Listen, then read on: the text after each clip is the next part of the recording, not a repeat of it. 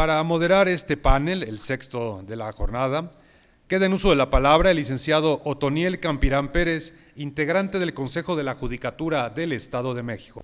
Muy buenas tardes, bienvenidos a una jornada más de este Congreso Latinoamericano del Instituto Latinoamericano del Trabajo y la Seguridad Social y al quinto Congreso Nacional de la Sociedad Mexicana del Derecho de Trabajo y la Seguridad Social.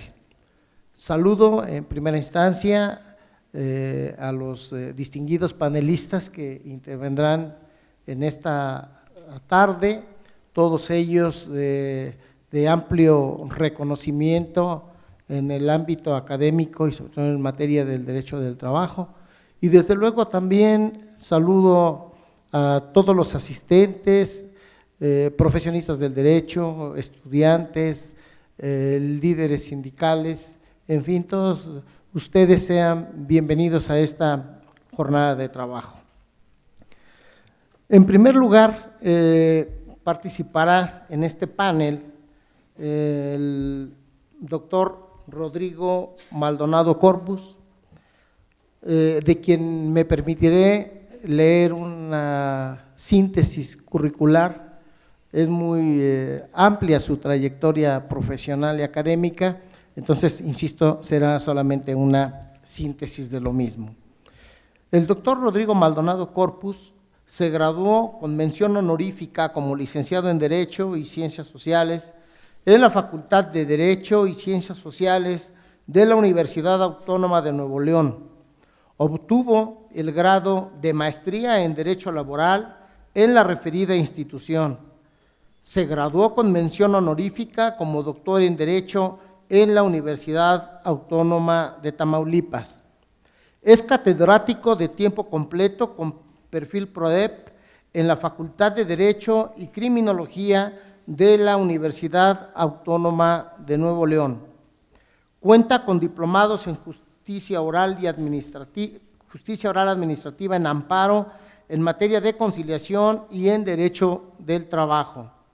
Es vicepresidente de la Asociación de Magistrados de Tribunales de lo Contencioso Administrativo de los Estados Unidos Mexicanos, Asociación Civil, en el periodo 2019-2021. Dicha asociación lo reconoció por la implementación de la primera sala oral en materia administrativa en el país.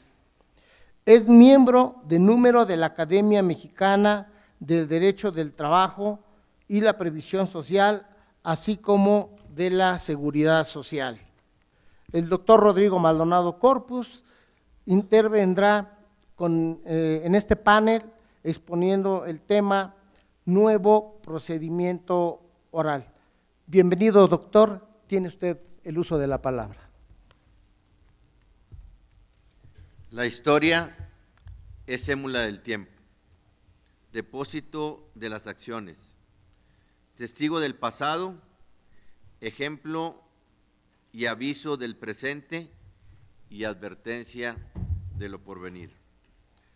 Primeramente, quiero agradecer a los organizadores de este tercer Congreso Internacional y del quinto Congreso Nacional de Derecho de Trabajo y de la Seguridad Social, y especialmente a mi amigo, el maestro Luis Gerardo de la Peña, consejero jurídico del Estado de México, por esta inmerecida oportunidad que me brindan de participar en este seminario con tan distinguidos expositores y con un foro tan privilegiado como este.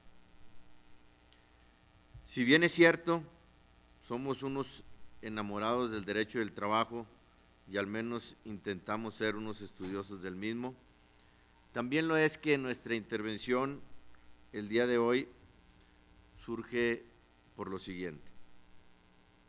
En el año de 2012 tengo la oportunidad de presidir el Tribunal de Justicia Administrativa del Estado de Nuevo León y en ese año se inaugura la primera y única sala oral en materia administrativa hasta hoy en el país. Y bueno, Pues resulta que este procedimiento que llevamos nosotros en el tribunal viene a ser un primo hermano de lo que será el nuevo procedimiento laboral. Los juicios en general, los juicios orales en general, sabemos que surgen en Grecia, posteriormente pasan a fase escrita a través de la Iglesia Católica y luego vía España nosotros aquí los acogimos.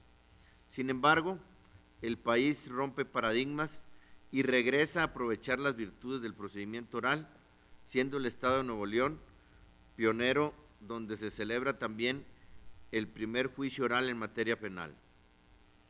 No obstante, estos principios de los juicios orales en general no son desconocidos para el derecho laboral, ya que desde sus remotos inicios ya contenía muchos de estos principios. Por tal motivo y en virtud del foro, nos gustaría iniciar con nuestra intervención con una breve retrospectiva de la jurisdicción en el país. La jurisdicción, lisa y llanamente, es la facultad de los jueces y tribunales para juzgar y hacer ejecutar lo juzgado. Los estados modernos, en sus leyes supremas, como es el caso de nuestro país, han prohibido que se haga la justicia por su propia mano. La benedicta del ojo por ojo, la benedicta privada de los tiempos antiguos, del ojo por ojo, del diente por diente, de la ley del más fuerte, se encuentran proscritas en nuestra Constitución. Sin embargo, frente a esa prohibición, se tiene el derecho a una impartición de justicia, en términos del artículo 17 y artículo 14, que todos conocemos, en los cuales los ciudadanos tenemos que ir a tocar la puerta y tenemos derecho a que se nos administre justicia con las formalidades respectivas, que son demanda, contestación, pruebas, alegatos y sentencias.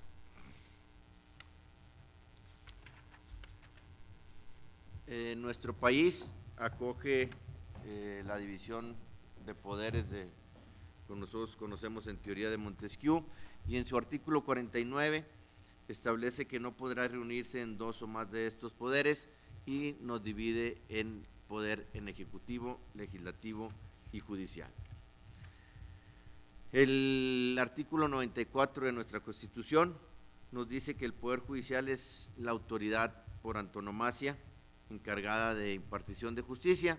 Sin embargo, no se agota en él y existen algunos otros organismos que, no obstante no pertenecer al Poder Judicial, brindan una labor jurisdiccional.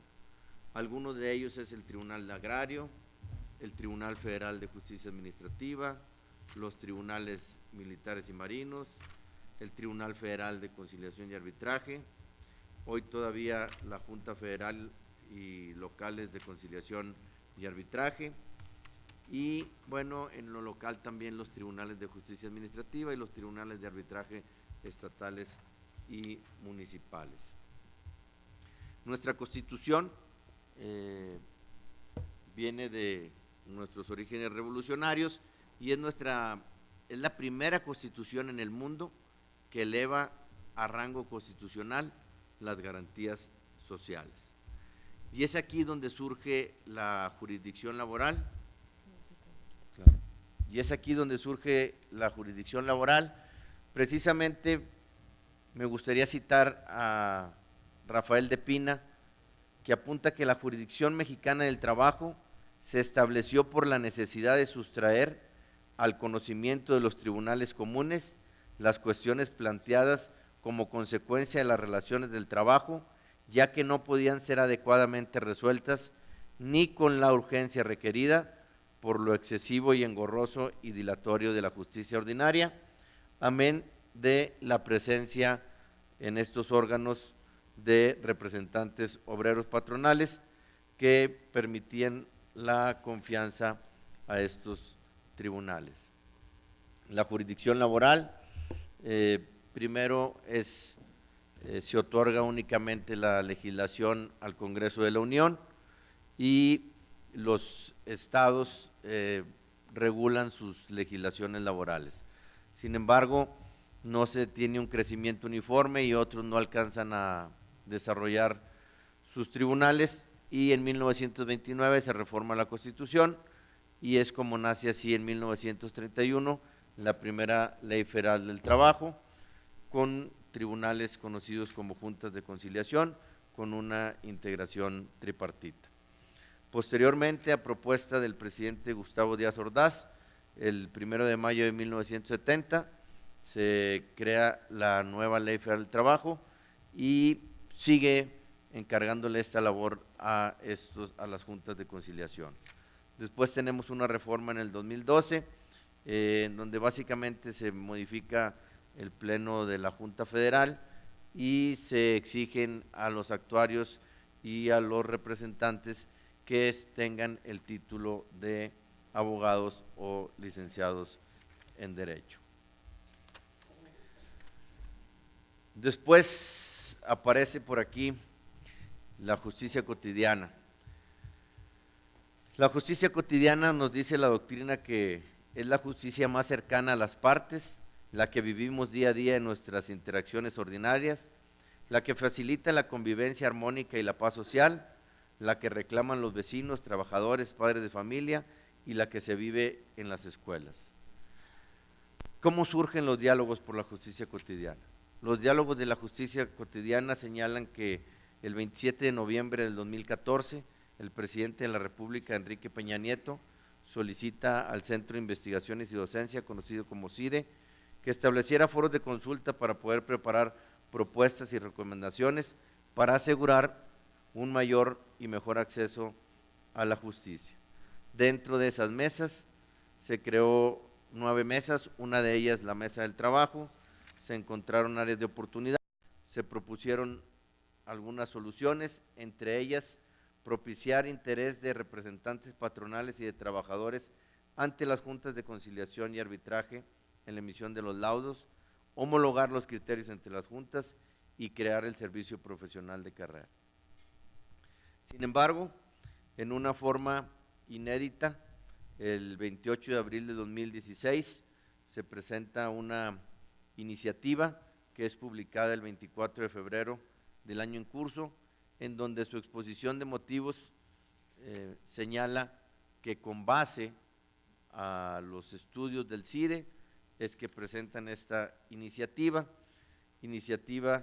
que es publicada el 24 de febrero del 17, y donde básicamente el tiempo no nos va a alcanzar, pero es importante: desaparecen las juntas de conciliación y arbitraje, se sustituyen las juntas por tribunales laborales integrados al Poder Judicial y se crea una instancia conciliatoria previa al juicio.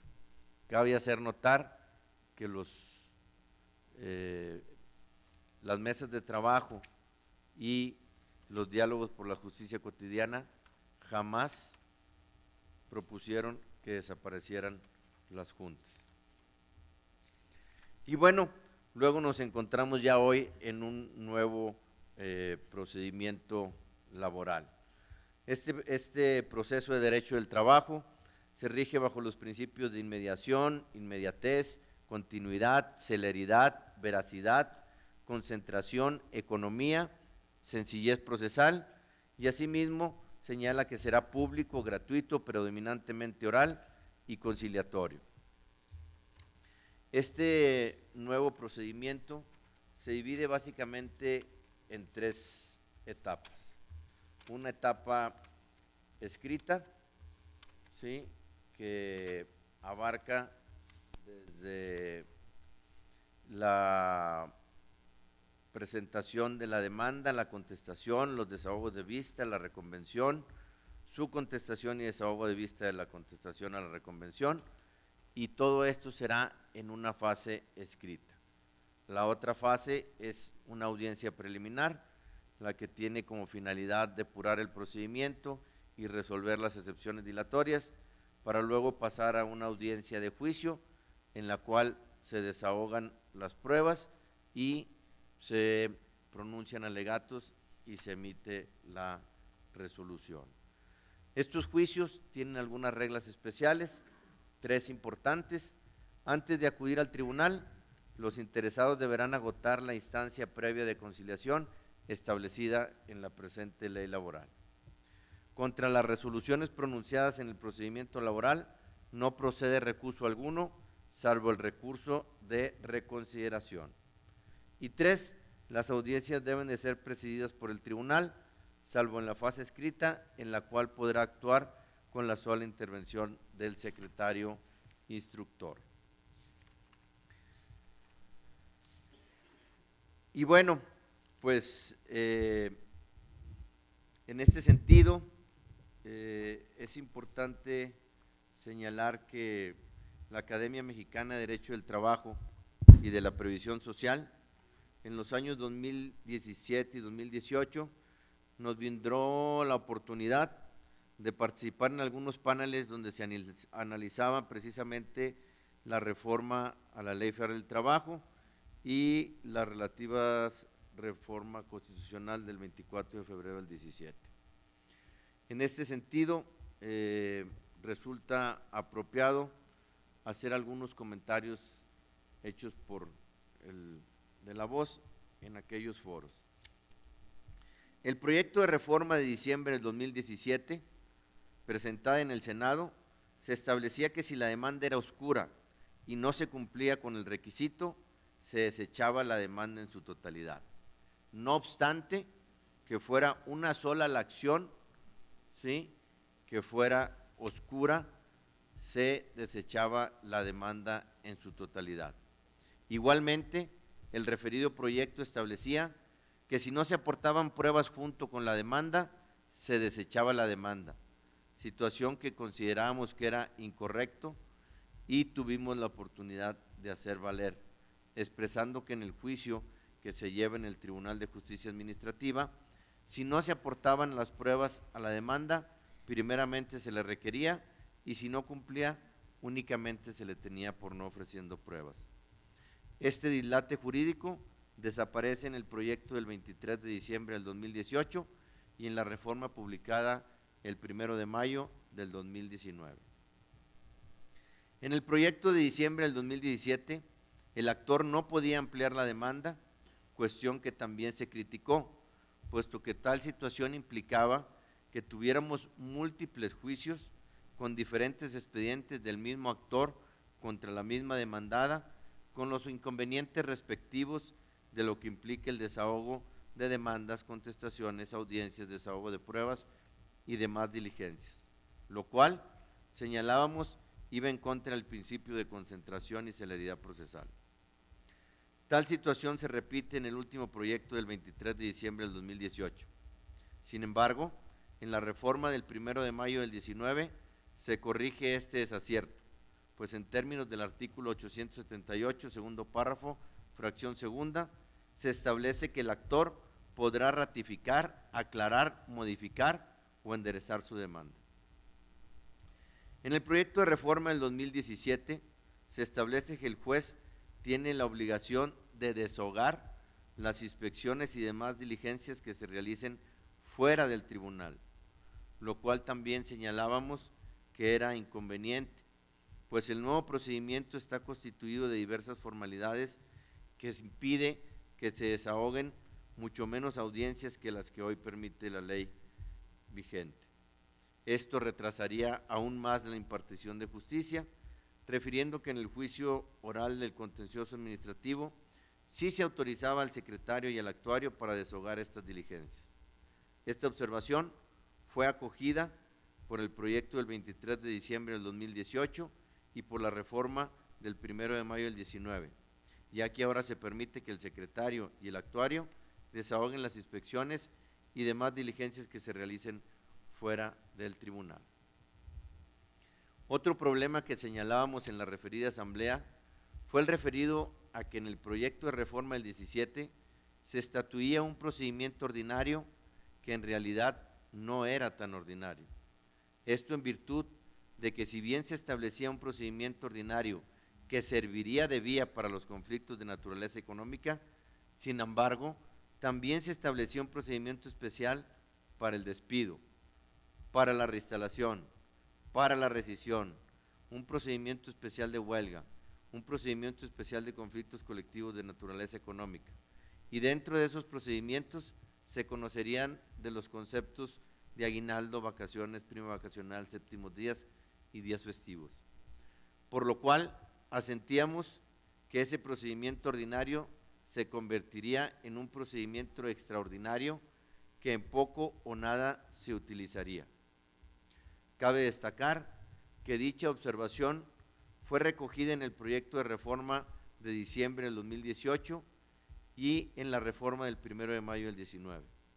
No obstante, se continúa con una laguna añeja del derecho del trabajo, consistente en que no se establece procedimiento alguno para los conflictos individuales de naturaleza económica.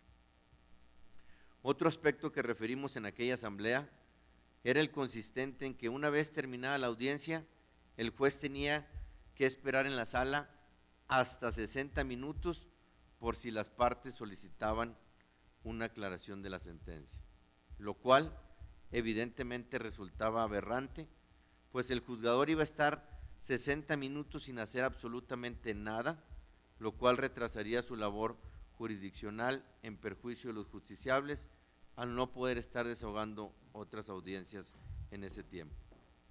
Esta observación también fue adoptada, pues desaparece esa obligación para el juez en el proyecto del 2018 y en la reforma del 1 de mayo del 19.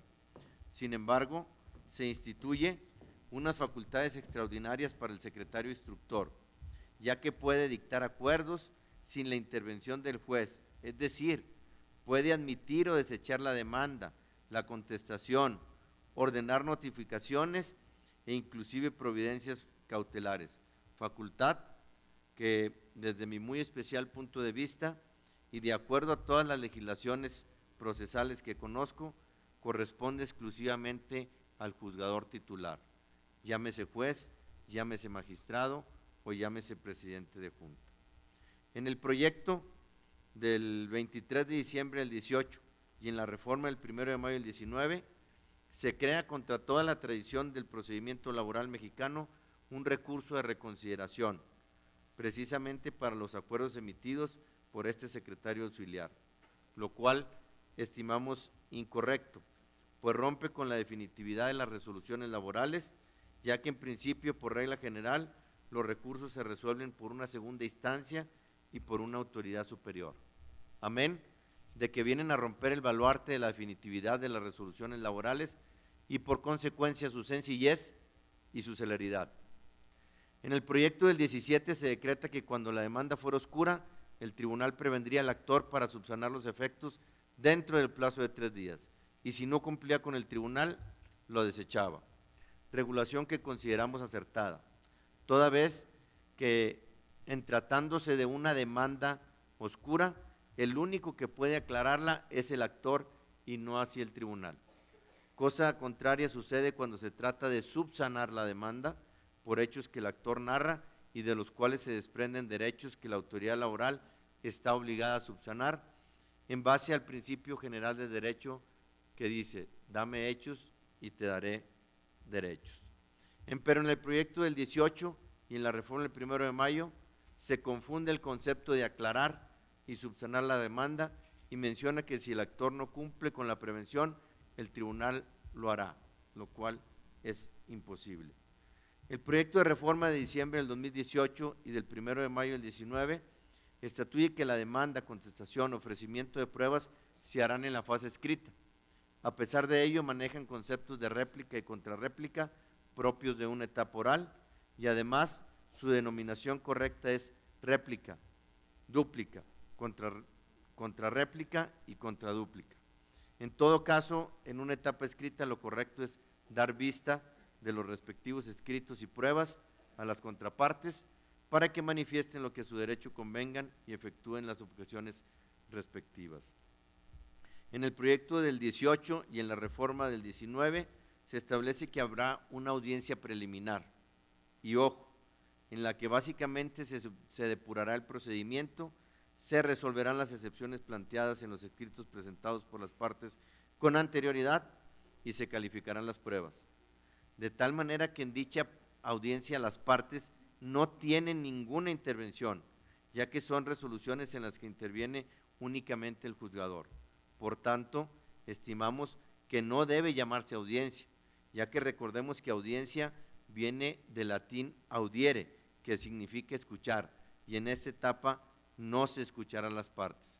Consecuentemente, sugerimos se elimine esta etapa o por lo menos se le cambie el nombre de audiencia.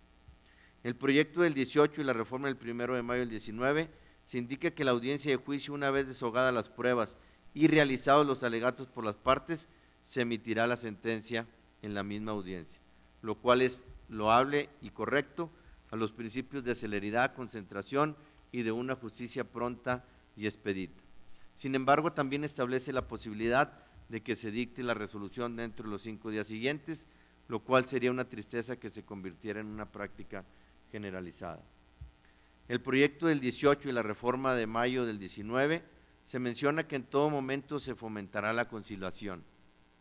Empero, es de resaltarse que un requisito sine qua non de todo procedimiento oral, ya sea civil, familiar, penal o administrativo, es que en cada etapa el juzgador tiene la obligación de incitar a las partes a encontrar una solución conciliatoria. Esto en virtud de que la conciliación es el beneficio subyacente de cualquier procedimiento oral. Sin embargo, no aparece así en esta legislación, por tanto sería una verdadera lástima que el juzgador laboral perdiera esta valiosa facultad y obligación de culminar a las partes a encontrar soluciones conciliatorias y que ha sido una característica intrínseca y pristina de la jurisdicción laboral. Es de advertirse que el proyecto del 18 y la reforma del 1 de mayo del 19 vienen a terminar en gran medida con la oralidad en materia del trabajo, ya que las partes podrán comparecer en el procedimiento conciliatorio prejudicial mediante representantes, podrán interponer la demanda, contestarla y ofrecer pruebas por escrito, con lo cual ya no sería indispensable que comparezcan a la audiencia preliminar y a la audiencia de juicio.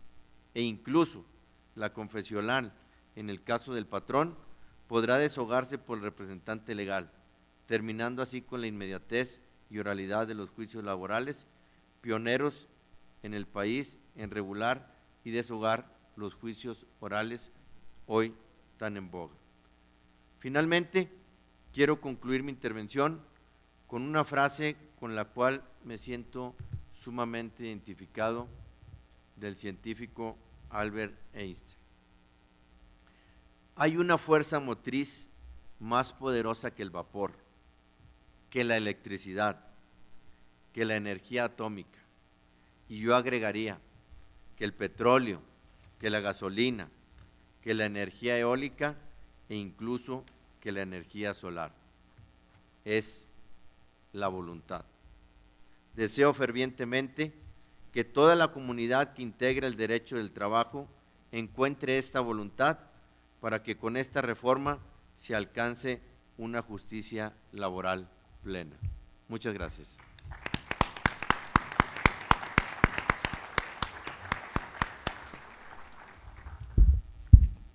Agradecemos infinitamente al doctor Rodrigo Maldonado Corpus esta brillante exposición, destacando algunos temas como las nuevas reglas especiales del nuevo procedimiento laboral y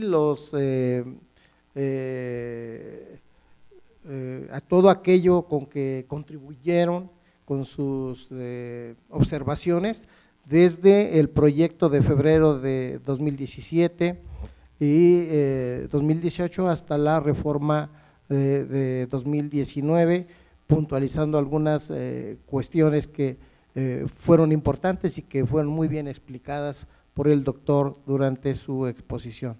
Muchísimas gracias, doctor, por esta brillante exposición. Muchas gracias.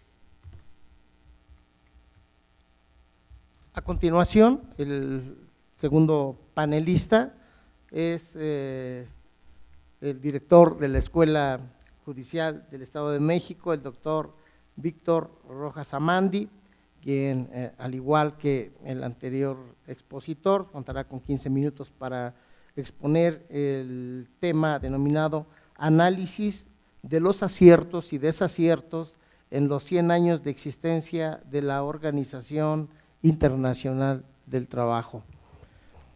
El doctor Víctor Rojas Amandi realizó sus estudios de licenciatura en la Facultad de Derecho de la Universidad Nacional Autónoma de México, cuenta con maestría en Derecho en la Universidad de Heidelberg en Alemania y doctorado en el Instituto Max Planck para el Derecho Internacional y de Derecho Público en dicha universidad. Ostenta asimismo un segundo doctorado en Derecho de la Unión Europea y Derechos Humanos por la Universidad Nacional de Educación a Distancia de Madrid, España. Cursó el 30 Programa Exterior de la Academia Internacional de La Haya. Es miembro del Sistema Nacional de Investigadores, donde ha sido distinguido con el nivel 3, autor de 13 libros, de 34 artículos, de 15 capítulos en obras conjuntas y coordinador de 3 libros especializados en materia jurídica. Es miembro de la Comisión de Asesores Externos de Derecho Internacional Privado de la Secretaría de Relaciones Exteriores. En el mes de octubre de 2018, el doctor Víctor Rojas Amandi recibió el premio Golden Quality Awards por su alto liderazgo académico que otorga la organización Golden Quality Foundation y actualmente es el director general de la Escuela Judicial del Estado de México. Le cedemos el uso de la palabra a nuestro siguiente ponente.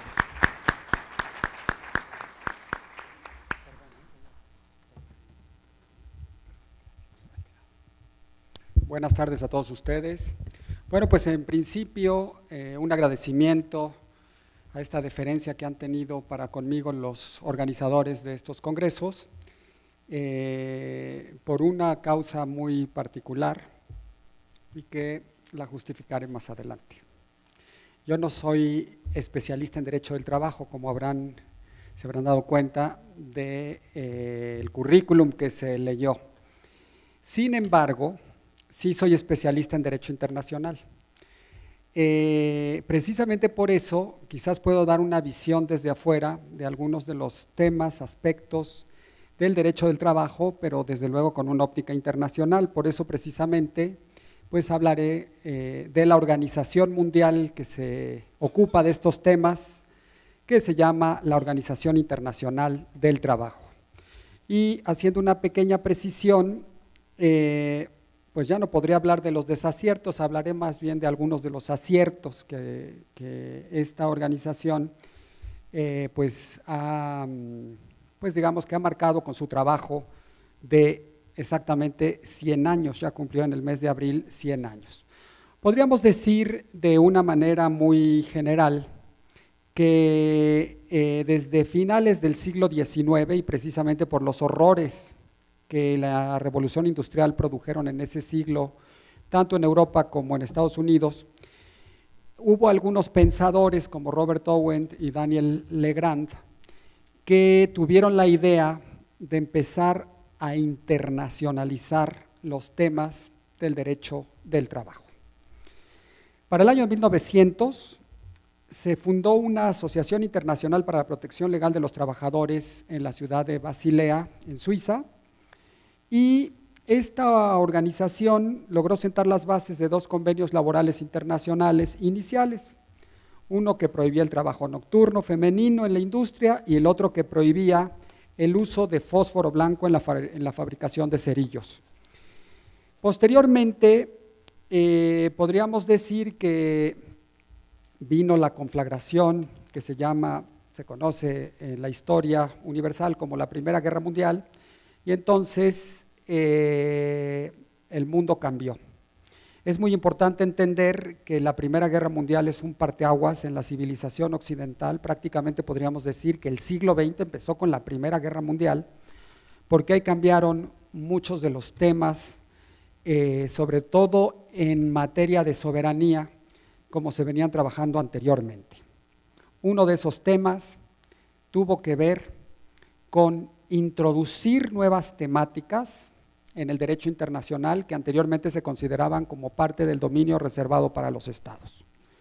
Podríamos decir nosotros que hasta antes de la Primera Guerra Mundial se entendía que los temas del derecho internacional público eran exclusivamente hablando los temas que tenían que ver con el ejercicio directo de la soberanía de los estados, y el objetivo fundamental era evitar conflictos internacionales. A partir del final de la Primera Guerra Mundial, con lo que se llamó la Sociedad de las Naciones, que es el precursor de la Organización de Naciones Unidas, se presenta un nuevo tema, un nuevo fenómeno, una nueva versión del derecho internacional que tiene que ver con regular algunas materias que se relacionan con la vida de los seres humanos que viven dentro de los estados, o sea, con la vida de nosotros mismos, y que no tienen que ver con la existencia o con los temas de la soberanía del Estado. Uno de ellos fue, desde luego, el tema del trabajo. El 11 de abril de 1919, como parte del Tratado de Versalles, entonces se creó la Organización Internacional del Trabajo. Y aquí hay un tema que es muy importante para entender cuál es la mecánica del derecho internacional en muchos temas y en especial en el trabajo. La Organización Internacional del Trabajo reflexionó la convicción de que la justicia social es esencial para alcanzar una paz universal y permanente. Quiere decir que los diseñadores originales del derecho internacional del trabajo eran de la idea que no es posible vivir en paz en un mundo en donde en unos estados haya justicia social y los temas del trabajo se encuentren perfectamente reglamentados, regulados, y en otros no. La idea de la Organización Internacional del Trabajo era precisamente trabajar para que en el ámbito interno de todos los estados miembros de la Sociedad de Naciones se pudieran alcanzar estándares de justicia social aceptables que permearan hacia adentro de los países. Podríamos decir que un ambiente de convivencia pacífica, de salud pública y sobre todo de calidad de vida. La Sociedad de las Naciones, podríamos decir que se comprometió con este tema de manera muy particular porque habría que también entender el contexto de la guerra. En el contexto de la guerra, los poderes fácticos importantes, predominantes en el siglo XIX, el gran capital, estas pretensiones de las soberanías absolutas por parte de los gobernantes, se debilitaron mucho. Y fue una gran oportunidad para que algunos temas de la sociedad civil se pudieran posicionar. A partir de entonces los recursos del Estado, como son los convenios, los tratados internacionales y todas las herramientas del derecho internacional, se volvieron también instrumentos para la realización de los fines estrictamente privados de los sociedades. Y por eso, en el preámbulo de la Constitución de la Organización Internacional, se establece que las altas partes contratantes están movidas por sentimientos de justicia y humanidad, así como por el deseo de asegurar la paz permanente del mundo, que esto era el tema central de la Sociedad de las Naciones. Había también se alcanzó una comprensión cada vez mayor de la interdependencia económica del mundo y de la necesidad de cooperación internacional para lograr igualdad en las condiciones de trabajo en los países que competían por los mercados. Fíjense ustedes que desgraciadamente por algunas situaciones que sucedieron, sobre todo que se relacionan con la gran crisis del año 1929, esto se olvidó, pasó a segundo término y lo cobramos en la Segunda Guerra Mundial. Precisamente la cooperación internacional, la interdependencia, la ayuda internacional en estas materias pasó a un segundo término y ahora se contemplaron los temas de soberanía otra vez como preponderantes o como temas que tendrían que pasar nuevamente al primer plano de los intereses internacionales. Y de manera interesante, fíjense cómo, a pesar de que estoy hablando de hace casi 100 años, como hoy día es precisamente a través de un tratado internacional, y no de uno, digamos, de dos, como se quiere promover o se quiere introducir a México a esta visión global, a esta visión internacional de cooperación y de comprensión en materia del derecho al trabajo. Quiere decir que me refiero concretamente al hecho que es precisamente en el Acuerdo Transpacífico y en el TEMEC, donde viene la gran presión para que en México cambien algunas de las cosas del derecho del trabajo y eso redunde en una mejor justicia social hacia adentro y sobre todo a que no se utilice las diferencias en los estándares de trabajo por México como una ventaja competitiva para ganar mercados, digamos, inversiones en el mercado internacional. Y por eso es muy importante entender el rol que ha jugado el derecho internacional en el ámbito del trabajo. Fíjense ustedes que podríamos decir nosotros que la Organización Internacional del Trabajo, en términos generales, desde 1919, ha tenido una política regulatoria muy ambiciosa, que hoy día podríamos decir alcanza 190 tratados. Es muy fácil hablar de 190 tratados, pero dudo que alguna otra organización internacional haya tenido una labor normativa tan importante como la Organización Internacional del Trabajo. Y les digo otra cosa, y tan desconocida en México. En México realmente, básicamente promovido por las doctrinas triunfalistas de la Revolución, se nos enseñó que nuestra legislación interna del trabajo era la mejor del mundo, era única, era precursora de todo lo que había pasado, incluso esto de la misma Organización Internacional del Trabajo, y que pues no tendríamos más que conformarnos con vivir en un paraíso del trabajo con tales reglamentaciones revolucionarias tan exitosas.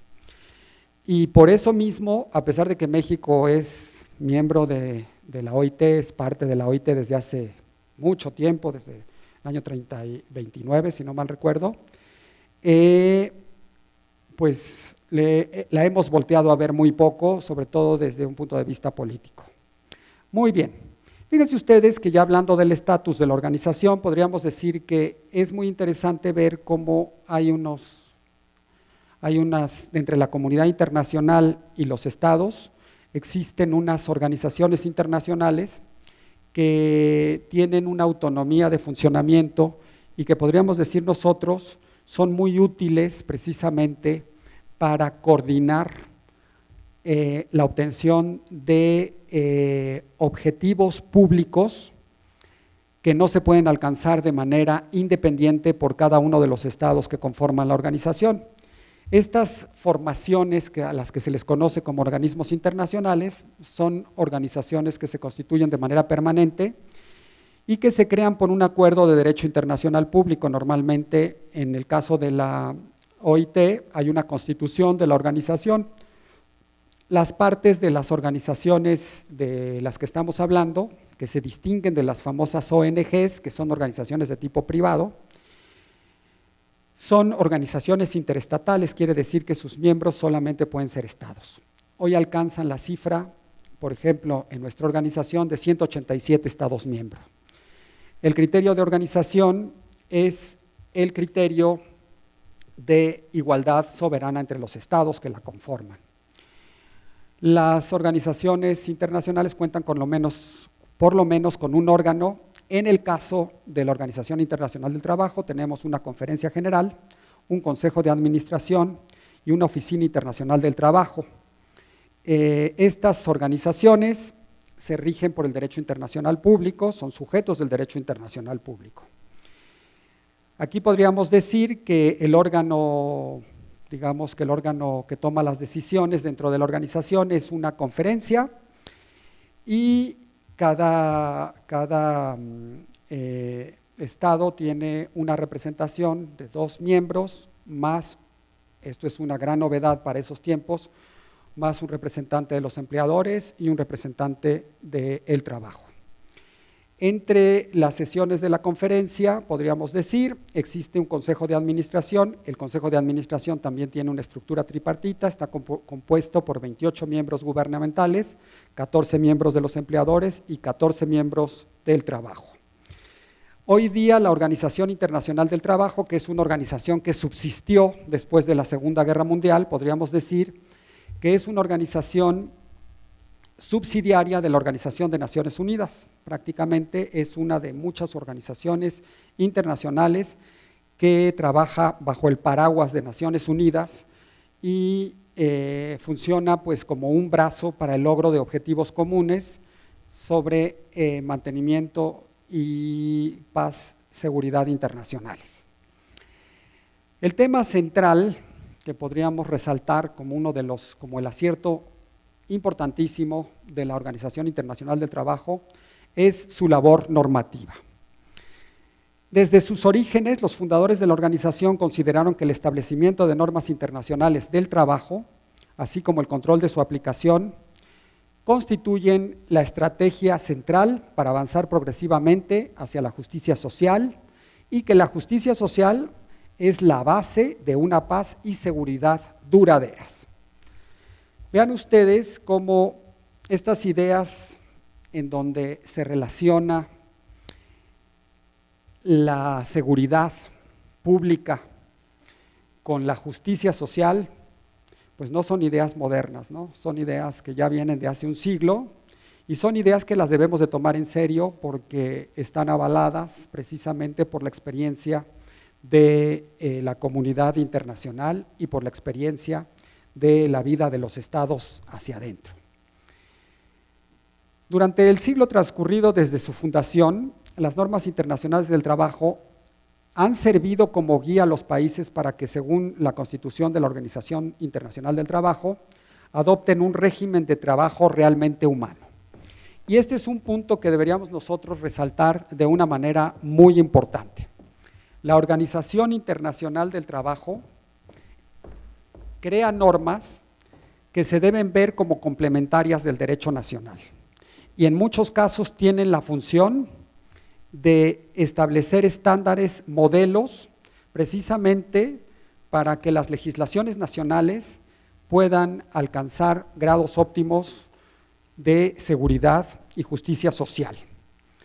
Aquí, ya para terminar, lo que podríamos decir es que las normas que emite la Organización Internacional de Trabajo se dividen en convenios, que realmente hablando son tratados internacionales, legalmente vinculantes para los estados y ratificados por los mismos.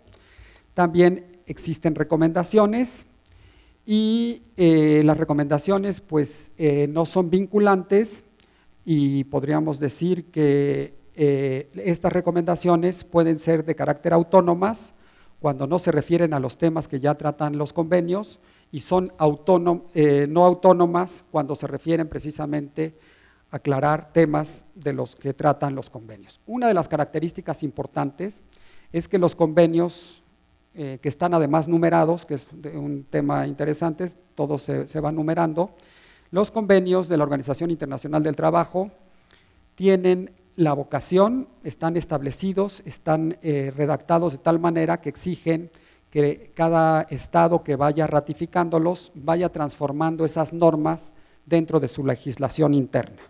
Quiere decir que la idea original de la organización es que no se trate de tratados autoejecutivos o self-executing, sino tratados no autoejecutivos que requieren una implementación, una transformación en normas internacionales.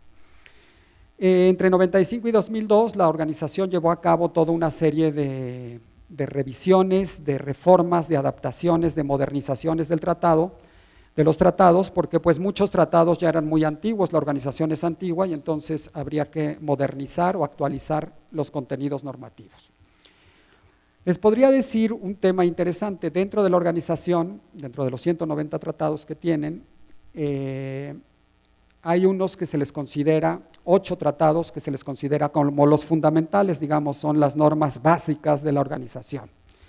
Es el Convenio sobre la Libertad Sindical y la Protección del Derecho de Sindicación, que es el número 87, el Convenio sobre Derecho de Sindicación y de Negociación Colectiva, que es el 98, Convenio sobre Trabajo Forzoso, que es el 29, el Convenio sobre Abolición del Trabajo Forzoso, que es el 105, el Convenio sobre la Edad Mínima, que es el número 138, y el Convenio sobre las peores formas de trabajo infantil, 182, el Convenio sobre la Igualdad de Remuneración, que es el número 100, y el Convenio sobre la Discriminación, que es el 111.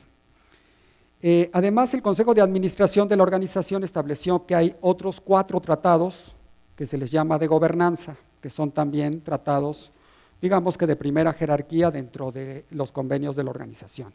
El Convenio sobre la Inspección del Trabajo, que es de 47, el Convenio sobre la Política del Empleo, que es del 122, y podríamos decir que además el Convenio sobre la Inspección del Trabajo, el Convenio sobre la Consulta Tripartita, serían los otros 4 convenios. México ha asignado todos los 8, es parte de los 8 convenios fundamentales y de uno de los 4 de gobernanza.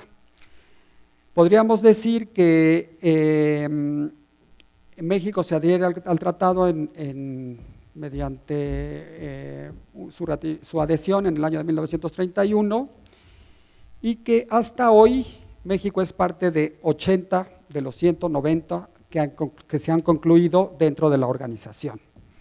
Podemos decir también que dentro del sistema jurídico mexicano, precisamente fue uno de estos convenios de la Organización Internacional del Trabajo, el 87, el que marcó el parteaguas respecto al derecho de los tratados en México, porque estableció la superior jerarquía de los tratados sobre las leyes, aplicación directa y aplicación en los 3 sistemas jurídicos del ámbito mexicano, en el ámbito federal, en el ámbito local y en el ámbito municipal.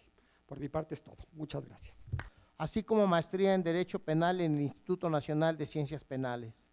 Cuenta con la especialización avanzada en litigación oral por la California Western School of Law de San Diego, California, la especialidad en Derechos Humanos de la Universidad Castilla de la Mancha, Centro Nacional de Derechos Humanos, es doctor en Derecho por la Universidad Anáhuac, México Sur, máster en la Protección Constitucional y en el Sistema Interamericano de Derechos Humanos por la Universidad Complutense de Madrid, Instituto de Derecho Parlamentario, Universidad Nacional Autónoma de México y el Instituto de Investigaciones Jurídicas. Cursó el taller de capacitación en control de convencionalidad por el Instituto Interamericano de Derechos Humanos de San José de Costa Rica y ha merecido ser miembro de número de la Academia Mexicana de Derecho del Trabajo y de la Previsión Social. Capacitador del Plan Integral de Capacitación en Materia de Justicia Laboral del Consejo de la Judicatura Federal, facilitador en materia de derechos humanos laborales para la Comisión Nacional de Derechos Humanos e integrante de los tribunales académicos en la especialidad de Derecho Laboral en el Instituto de la Judicatura Federal. Es autor de diversas publicaciones, entre las que destaca su obra El apartado B del artículo 123 constitucional y los derechos humanos.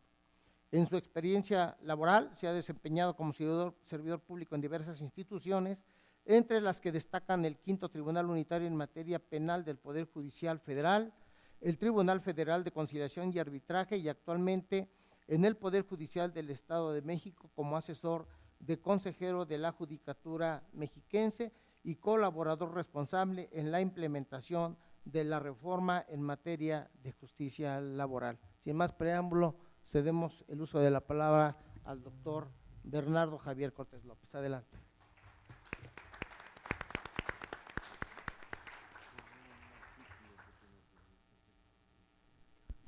¿Qué tal? Muy buenas tardes, tengan todos ustedes, ¿cómo están? Pues a mí me toca una parte difícil porque me toca ser cerrador y además me toca hablar en una hora en la cual inevitablemente viene una somnolencia a veces indomable, post toma de alimentos. Entonces trataré de ser muy concreto, muy puntual y sobre todo pues tratar de no abundar en ideas que ya han sido o llegan a ser incluso pues trilladas, ¿no? sobre este cambio de modelo de implementación de justicia. Yo recuerdo mucho cuando se dio el cambio paradigmático en los derechos humanos, a la reforma al artículo, entre otros, el artículo primero constitucional. Yo encontraba que no había un solo texto que no dijera, en el año 2011 hubo una reforma constitucional que constituyó un cambio paradigmático y pues de ahí se iba todo, ¿no? Ya sabemos más o menos los términos y los alcances de esta reforma, ya sabemos pues los contenidos esenciales, sustantivos, tanto de la reforma constitucional, y ya empezamos a tener un cierto acercamiento sobre la legislación ordinaria. Esto nos ha permitido y nos va a permitir sobre todo tener y hacer muchos planteamientos y sobre todo ir desarrollando justamente lo que va a significar este cambio paradigmático. En este cambio paradigmático, y me sumo a este planteamiento, pues necesariamente involucrará el análisis de una metateoría, me parece, ¿no? De un nuevo planteamiento, un nuevo desarrollo justamente del derecho laboral. Hasta en esta última década se han presentado, o sea, se ha caracterizado por una serie de reformas constitucionales que impactaron al sistema jurídico nacional. Como bien saben, esta oleada de reformas inicia con pues la reforma en materia penal, la cual genera diversos cambios sustantivos al procedimiento, a la teoría general del proceso, tal cual como la habíamos entendido en las universidades, en las facultades, y genera estos nuevos cambios y modificaciones a los procedimientos, las cuales son acentuadas o son caracterizadas justamente por este identificativo que tienen en común, que es una justicia, me parece, minimalista, una justicia que va un poco en retroceso, una justicia que busca la esencia, una justicia presencial del juez. En eso generalmente me parece que radica este cambio o este modelo o estas transiciones a la oralidad, de las cuales en materia laboral de los países que conforman Latinoamérica y el Caribe somos el último lugar. Sin embargo, pues surgen diversos planteamientos. Con Octavio Paz recordaremos Probo, escritor mexicano, recordaremos que una frase muy significativa, me parece que ahorita me venía a la mente, él señalaba que el conocimiento no está en la fijeza ni en el cambio, sino en la dialéctica que existe entre el uno y el otro. Me parece también que no podemos hablar seriamente de este cambio de modelo sin tener algunos ejes torales. Me parece que en principio deberíamos de tener en cuenta las etapas en las cuales se puede, digamos, medir al derecho laboral en nuestro país, iniciando por una etapa de la prohibición, en la cual nos encontramos por ahí algún acuerdo de Venustiano Carranza, en el cual a través de un acuerdo como líder de las Fuerzas Armadas, sancionaba con pena de muerte justamente a quien ejerciera el derecho de la sindicación. Irremediablemente en ese panorama nos encontramos en la era de la prohibición. Y en este a lo mejor a veces penoso andar del derecho laboral en nuestro país, que va de conquistas. Después entramos a una etapa de reconocimiento de los derechos, a una etapa de regulación de los propios derechos, y me parece una nota característica que hoy en día nos encontramos en la etapa de la flexibilización de los derechos laborales. Y para tener en cuenta esta etapa de la flexibilización de los derechos laborales, habremos de considerar justamente que los trabajadores en nuestro país hemos llegado al punto de ceder algunos derechos con tal de tener algún empleo. Ceder seguridad social, un derecho que es pues justamente inherente, sin el cual no se podrían entender las relaciones laborales, pero justamente es alarmante el número de trabajadores o la cifra que arroja el INEGI de las personas que no cuentan con un empleo formal. Y más allá de no contar con un empleo formal, que no cuentan con seguridad social, un derecho sustantivo constitucional pues de primera línea, ¿no? O sea, sin el cual no se pueden entender las mismas relaciones laborales. Y entonces en esta etapa de la flexibilización hemos entrado en una propia, incluso me parece, decadencia de los mismos derechos. Me parece también importante considerar como otro eje toral los derechos fundamentales, la internalización de los derechos, el jus comune internacional, el jus comune interamericano, todas las materias vistas desde justamente los ojos de la tutela jurisdiccional efectiva. Yo hago mucho énfasis en esta idea porque me parece que hoy en día no hay una sola justicia que se pudiera entender sin alguno de estos raseros. Me parece que el rasero mínimo de cualquier impartición de justicia necesariamente es la tutela jurisdiccional efectiva, que no es otra cosa. A veces los derechos humanos suelen perderse en los discursos. Suelen decir, es que me violaron mis derechos humanos, no, es que, a ver, te voy a echar a derechos humanos y no sé cuál, ¿no? Pero realmente, ¿en qué consiste esta conformación de la tutela jurisdiccional efectiva? Pues la Corte ya definió que no es otra cosa más que tener un acceso a la justicia, y que este acceso a la justicia sea gratuito, sea pronto, sea expedito y sea imparcial. Por otro lado, ha habido ya todo un desarrollo interpretativo jurisprudencial respecto del debido proceso, el emplazamiento a juicio, el derecho a contestar la demanda, el derecho a ofrecer pruebas, el derecho a desahogar las mismas, el derecho a hacer alegaciones, el derecho a recibir una resolución que ponga fin al juicio y que resuelva a profundidad o a partir del principio de congruencia, de los principios de exhaustividad formal y material, que resuelva el juicio. Pero no solo ello, sino también este derecho a una ejecución efectiva de las resoluciones. Porque si no tenemos lo más básico, a lo mejor, del debido proceso, que son problemas que han aquejado añejamente al derecho laboral, como son las notificaciones y el cumplimiento de los laudos, entonces, ¿para dónde va ese cambio paradigmático? ¿Para dónde va ese cambio de modelo? Me parece que nos hemos olvidado de que el derecho laboral no solamente son las controversias, no solamente son los conflictos.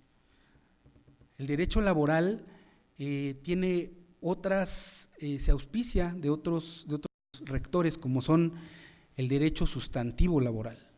Pero podremos tener muy buen derecho sustantivo laboral constitucional, que solamente significa un piso mínimo, y puede ese piso mínimo estar debidamente regulado en las leyes.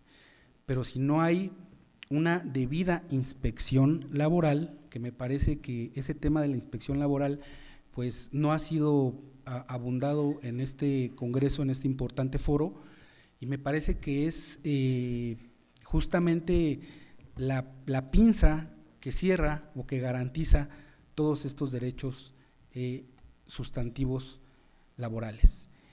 Y ya entonces podremos encargarnos de las controversias, que sean las menos los asuntos que van a controversia. Pero si realmente hiciéramos una pregunta radical de cómo mejorar la justicia laboral y decimos, elegiría una respuesta, aunque parezca sin sentido, pues hay que mejorar el modelo en el cual se llevan a cabo las controversias. Me parece que ese no sería el significado absoluto que pueda llevar a la justicia laboral a un mejor puerto. En el Estado de México, les comento que hemos tenido afortunadamente un trabajo muy contundente y muy decisivo en cuanto a la implementación de justicia. Ello nos ha llevado a ponernos a la vanguardia dentro de otras entidades federativas y con ello ha dado lugar a diversas visitas, al menos hasta hoy, a 10 entidades federativas en las cuales hemos compartido nuestra experiencia en la implementación de justicia laboral. Me parece que las relaciones y el aborde de este planteamiento, el aborde de esta implementación tiene que verse desde una cara no solamente del derecho, sino como ya se ha abundado en este foro, debe de abundarse desde una visión interdisciplinaria, desde una visión social y desde una visión progresiva, para no caer en los mismos errores y para no cometer las mismas pifias. Para no abusar del tiempo, hasta aquí dejaría mi participación. Solamente me gustaría traer a la remembranza una frase que utiliza nuestro constituyente nigromante, que es: en donde quiera que exista un valor, existe la efigie soberana del trabajo. Muchas gracias. Muchas gracias, doctor Bernardo Cortés, por su brillante exposición. Como pudimos ver y analizar en cada una de las exposiciones de los brillantes panelistas participaron en esta ocasión, fue enriquecedores sus comentarios, sus experiencias, sus aportaciones en el tema de la reforma laboral. Y pues en obvio de tiempo y para dar continuidad a las actividades que se tienen programadas dentro de estos congresos, daríamos por terminado este panel, no sin antes agradecer infinitamente la participación brillante del doctor Bernardo, del doctor Rojas, también de nuestro amigo el doctor Rodrigo que nos acompaña, agradeciéndoles de verdad toda su disposición y su aportación para, insisto, enriquecer los conocimientos de quienes de alguna manera estamos vinculados al derecho laboral. Muchísimas gracias. Con la enseñanza de mi escuela judicial, Poder Judicial Mexiquense y su escuela judicial.